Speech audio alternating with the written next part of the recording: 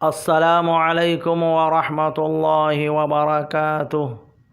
بسم اللہ الرحمن الرحیم۔ دنیا اور موت۔ پوری دنیا کے مردوں اور عورتوں کے لیے ایک مسئلہ ایسا ہے جو مشترک ہے۔ ہر گھر میں بے شمار مسائل ہیں، لیکن نوعیت مختلف ہے۔ ایک مسئلہ ساری دنیا کے مردوں اور عورتوں کے لیے ایسا ہے جو مشترک ہے۔ وہ کیا ہے؟ وہ یہ ہے کہ اللہ تبارک و تعالی ہم سب پہ موت کو طاری کرنے والے ہیں۔ وَكُلُّ نَفْسٍ ذَائِقَةُ الْمَوْتِ، ہر نفس کو موت کا مزہ چکھنا ہے۔ یہاں نفس کا لفظ استعمال کیا ہے، وہ مرد کے لیے بھی ہے، عورت کے لیے بھی ہے۔ نفس ہر مرد اور ہر عورت کے لیے استعمال ہوتا ہے۔ اللہ تعالیٰ نے فرمایا کل نفس ذائقۃ الموت، ہر نفس کو موت کا مزہ چکھنا ہے۔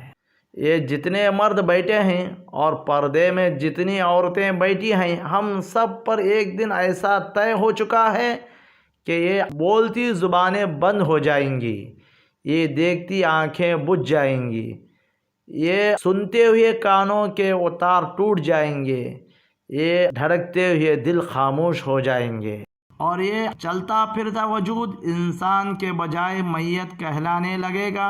میت کچھ دیر پہلے کہتے تھے وہ جا رہا ہے، اور اب کہیں گے میت جا رہی ہے۔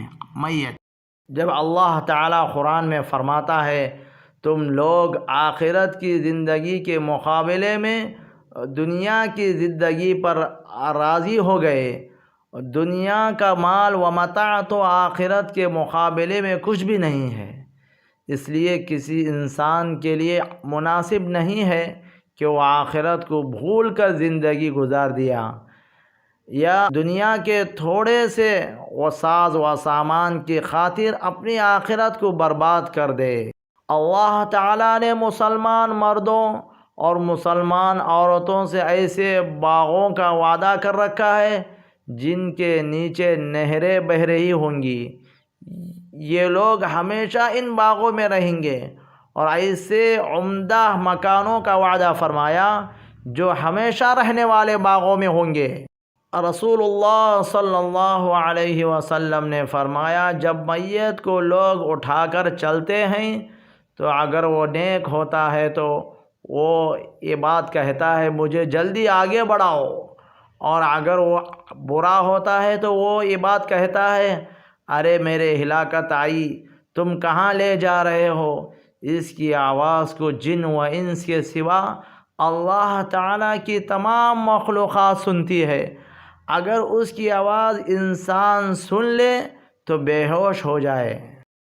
رسول اللہ صلی اللہ علیہ وسلم نے فرمایا مومن بندہ جب خبر میں پہنچتا ہے تو اس کے پاس دو فرشتے آتے ہیں اور اس کو بٹھاتے ہیں، پھر اس سے پوچھتے ہیں کہ تیرا رب کون ہے؟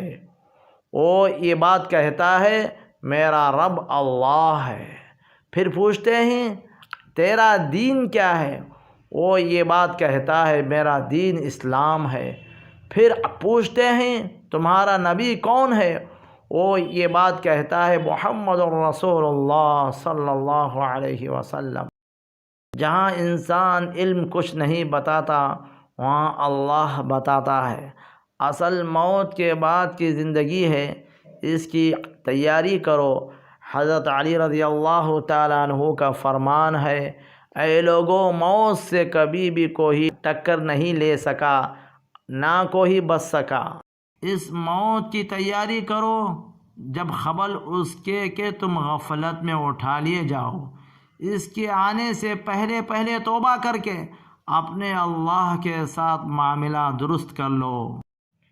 صرف ایک اللہ کی ذات ہے جو فنا سے پاک ہے، ایک اللہ ہے جو زوال سے پاک ہے، ایک اللہ ہے جو موت سے پاک ہے۔ ہر جان کو موت کا مزہ چکھنا ہے، اور تم کو پورے بدلے قیامت ہی کے روز ملیں گے۔ جو شخص جہنم سے بچا لیا گیا، جنت میں داخل کیا گیا، پس وہ شخص کامیاب ہوا، اور دنیا کی زندگی دھوکے کے سوا کچھ بھی نہیں ہے۔ رسول اللہ صلی اللہ علیہ وسلم نے فرمایا، تم میں سے کسی شخص کو موت نہ آئے مگر اس حال میں کہ وہ اللہ تعالیٰ سے اچھا گمان رکھنے والا ہو۔